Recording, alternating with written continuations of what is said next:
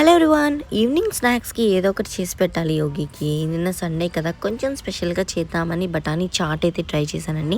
మన డిమార్ట్కి వెళ్ళినప్పుడు ఈ బఠానీలు కనిపించినాయి. సో ఒక 500 గ్రామ్స్ బఠానీస్ తెచ్చుకున్నాను. అలాగే కొంచెం వేడి నీళ్ళు పోసి నానపెట్టుకున్నాను. ఎందుకంటే నైట్ నానపెట్టుకుంటే బాగా నానతాయి, కానీ నేను మర్చిపోయాను. అందుకని మార్నింగ్ లేవగానే కొంచెం హాట్ వాటర్ పోసి నానబెట్టాను. ఇంకా నానిన బఠానీని చక్కగా ఒక 10 to 8 విజిల్స్ వచ్చే వరకు కుక్కర్లో ఉడికిచ్చేసుకుని మెత్తగా అయిన తర్వాత చెయ్యి అనన్న పాతీయ ఏం చేసుకుందాం మనం? చాటా?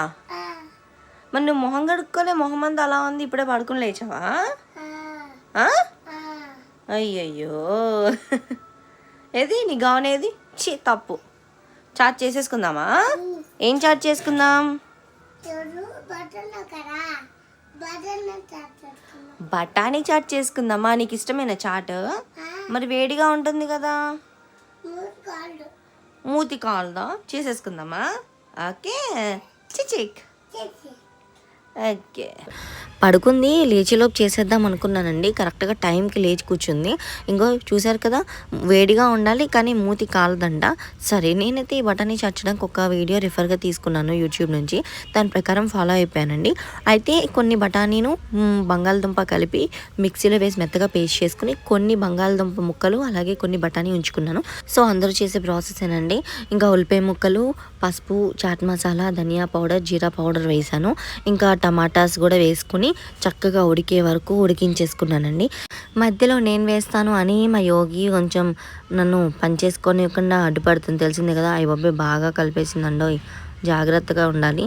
కాకపోతే ఏంటి అంటే స్టవ్ దగ్గర కూర్చోబెట్టాను, వద్దు అన్నా కూడా వినలేదు. ఇంకా అలాగే కొంచెంసేపు కూర్చొని జాగ్రత్తగానే చేసుకున్నాను. టమాటా ఉడికిపోయిన తర్వాత బంగాళదుంప ముక్కలను బఠానీ కూడా వేసేసి కొంచెం సేపు ఏదైతే ఈ కారం అది వేసానో అంతా కూడా ముక్కలకి పట్టిన తర్వాత ఇవి కూడా కొంచెం వేగినాయి అనుకున్న తర్వాత బఠానీ పేస్ట్ ఉంటుంది కదా, ఆ పేస్ట్ కూడా వేసేసి కొంచెం సేపు అయిన తర్వాత జస్ట్ ఒక 2 or 3 minutes అయిన తర్వాత వాటర్ వేసుకుంటానండి. నేను ఎలా చేస్తానంటే వాటర్ ఎప్పుడైనా యోగి సడన్గా పానీపూరి అడుగుతుందేమో అన్న ఉద్దేశంతో ఇప్పుడే కొత్తిమీర తెచ్చిపెట్టేసి కొత్తిమీర, పచ్చిమిరపకాయ, అల్లం అంతా వేసేసి ముద్ద చేసి పెట్టేసుకుంటాను ఫ్రిడ్జ్లో. ఈ ముద్ద కావాలన్న కొంచెం తీసి వాటర్ కలుపుకుంటాను. సో ఇదే వాటర్ కూడా నేను ఈ చాట్లో కూడా వేసుకున్నానండి.